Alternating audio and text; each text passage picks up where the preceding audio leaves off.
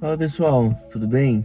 Hoje eu quero compartilhar com vocês uma história que eu já tinha lido e hoje eu tive a oportunidade de ouvir uma mensagem sobre ela e mexeu muito comigo essa mensagem. Eu queria compartilhar com vocês. Tá lá em 2 Reis 4:8. Eliseu e a mulher de Sunem. Não sei se você já conhece essa história. Aqui diz assim, ó. Um dia Eliseu foi até a cidade de Sunem, onde estava uma mulher rica. Ela convidou para uma refeição e daí em diante, sempre que ia a Sunem, Eliseu tomava suas refeições na casa dela. E ela disse ao seu marido: tenho certeza que esse homem que vem sempre aqui é um homem santo de Deus. Guarde isso. Ela falou assim pro marido: vamos construir um quarto aqui, porque toda vez que esse homem passar por essa região, ele vai vir aqui em casa. E a gente hospeda ele para ele ficar mais confortável. Então a gente bota uma cama, bota uma mesa, bota uma luz e deixa ali algumas coisinhas para ele repousar tranquilo, certo? Eliseu ficou tão feliz, tão agradecido, que perguntou para o seu servo Geazi o seguinte: pergunta para essa moça o que ela está precisando, que nós vamos atender ela. Eliseu era o profeta. O Geazi, seu servo, vai lá e pergunta: moça, aqui ó, olha só. Pergunte o que eu posso fazer por ela para pagar todo esse trabalho que ela tem tido cuidando de nós. Talvez ela queira que eu vá falar em favor dela com o rei ou com o comandante do exército. A mulher respondeu: eu tenho tudo o que eu preciso aqui, no meio do meu povo. Geazi foi lá falar com Eliseu, falou assim: nossa, ela tem tudo que precisa, será mesmo que ela não precisa de nada e tal? E Geazi falou assim: olha, ela não tem filhos e o esposo dela já é velho. E Eliseu foi lá e disse para ela assim: no próximo ano, mais ou menos nessa data, você terá um filho. A mulher exclamou: por favor, não minta para mim, o senhor é um homem de Deus. Vocês repararam que quando ela fala que já tá tudo bem, que ela tem tudo que precisa no meio do povo, isso mostra um contentamento. Isso não diz que ela não queria um filho mais, mas ela já estava ciente da situação dela. O marido dela já era um velho e ela já estava tudo resolvido por isso aí. Ela estava contentada com a situação dela e estava tudo ok. Então quando Eliseu fala: você vai ter um filho no ano que vem nessa data, ela fala: por favor, não vem com essa história não, eu já superei isso, eu já tô contente com isso, eu não preciso. Eu disse que eu não preciso de nada. Ela não disse que não queria, mas ela disse que não precisava de nada, que já tinha tudo que queria naquele momento. Mas Eliseu fala: ano que vem você vai ter um filho, certo? E o decorrer dessa história aqui é que um dia o filho está no campo junto com o pai, começa a sentir uma dor de cabeça e cai. Alguns anos depois, no meio da colheita, o menino saiu para encontrar com o pai que estava no campo com os trabalhadores, que fazia a colheita. De repente, ele começou a gritar para o pai: ai, que dor de cabeça. Então o pai disse a um dos empregados: leve o menino para a mãe. O empregado carregou o menino até o lugar onde a mãe estava, ficou com ele no colo até o meio-dia, e então o menino morreu. E aí tem uma outra situação aqui. A mãe é uma mãe diferenciada. Olha só o que ela faz. Aí ela carregou para o quarto de Eliseu e o pôs na cama. Depois saiu e fechou a porta. Então chamou o marido e disse: mande o empregado trazer uma jumenta, eu preciso ir falar com o profeta Eliseu. Volto o mais depressa que puder. O marido perguntou: por que você vai falar com ele hoje? Hoje não é sábado, nem dia de festa, nem dia de... Não faz mal. Ela pegou a jumenta lá e partiu. Partiu muito rápido. Eliseu tava lá num lugar, topou ela de longe, viu ela vindo e falou assim: Geazi, vai lá se encontrar com ela no caminho. Geazi, o seu servo, foi lá, encontrou com ela e perguntou para ela assim. Eliseu mandou perguntar: pergunte como é que tá seu marido, tal, toda a família. E Geazi encontrou com ela e falou assim: como é que tá a família? Tudo bem? Tudo tranquilo? Ela disse: está tudo bem. Como é que tá tudo bem se ela tinha saído de casa rápido e o marido tinha morrido?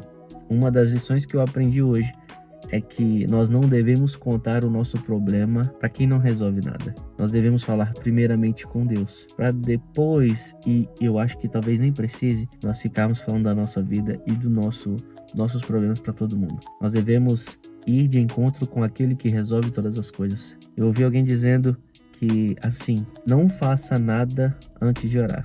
Não resolva nada antes de orar.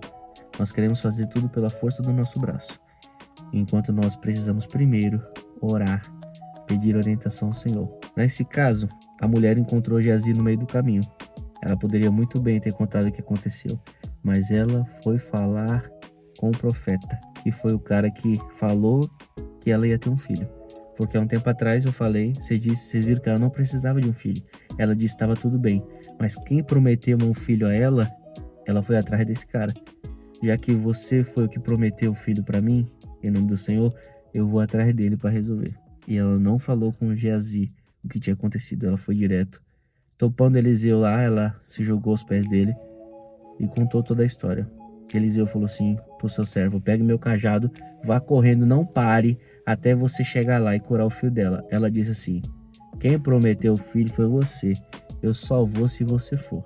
E Eliseu pegou e correu para lá, porque quem tinha prometido foi Eliseu, não foi Geazi.